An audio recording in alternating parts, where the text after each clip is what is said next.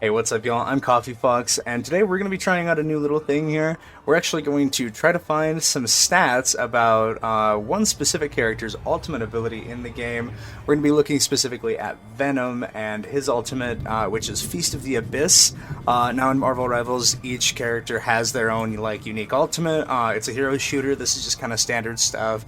We're going to be looking specifically at when he uses his ult on full HP heroes, though, because as you start to get into them taking damage and all that, you really start to get a lot more complications in the math. So we're just going to be looking at full health pool, just kind of seeing how much the maximum amount of damage we can deal with Venom's ult in one go is. Alright, so with all that said, let's take a look at Rivals here. So, one thing, if you have played Rivals, you've almost certainly played against a Venom so far. Venom is a very common hero, very low floor, but very high ceiling. Makes a very good dive main for basically any comp that you're trying to do when you're diving kind of thing.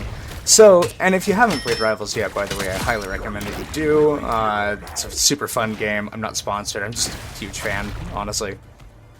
So let's get into it. I'll first show you my methodology of how we got a consistent result here.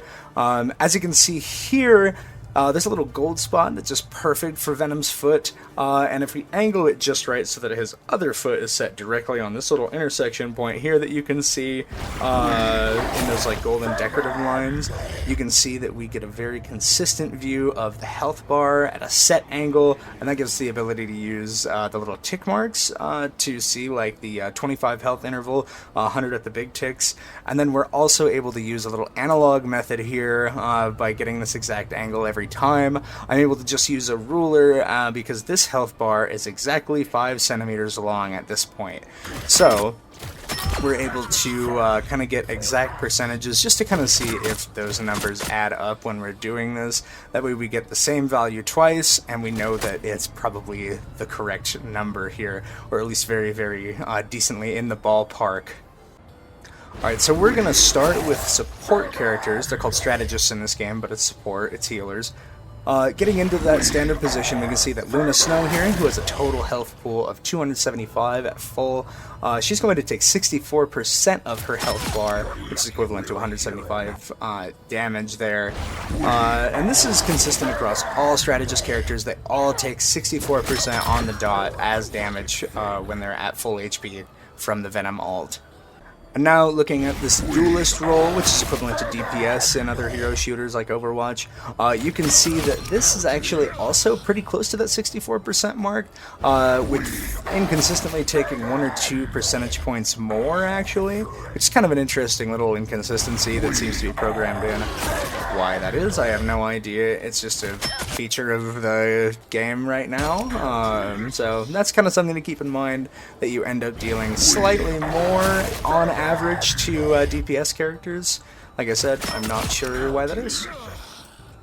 Alright, and last but definitely not least, we have the Vanguard role. Now these tanky boys, who are the real heroes of this game, anybody that plays Vanguard is a treasure, they actually do something interesting here. They take 10% less compared to everybody else, so they take 54% of their max health as damage at full health. This scaling holds true when tanks are hit by this ability. Even at lower HPs, they end up taking significantly less than anybody else during this ultimate. Now this is kind of interesting because we don't really have access to the data behind this. We don't really know why tanks seem to take less here. I don't know if it's specifically with this ability only, or if this is maybe something that happens across all fields with a tank. So that might be something for a topic for another video. If that would be very fun to explore if you want to check that out sometime. So now the big question is, what is the application here? Is this just an artifact of the practice range, or does this actually come in handy in the game? Admittedly, these exact numbers against a full HP target aren't going to come up too often, obviously depending on the situation. If you're initiating an alt fight and there hasn't been a lot of poke beforehand, you might actually hit some of these full HP targets, and this might be kind of important. But for the most part, I would say that you're probably not hitting full HP targets. But this is also just good to know because we know now that tanks end up taking a little bit less percentage point wise, so you're less likely to one-shot any tanks here, anything like that. So it's just a good idea to use this as an opening move for the alt fight. This also helps with like your targeting priority. You know that you shouldn't be solo ulting tanks with this because you're just getting less value. You might be getting more of that overhealth, so you might have a little bit more sustain doing that.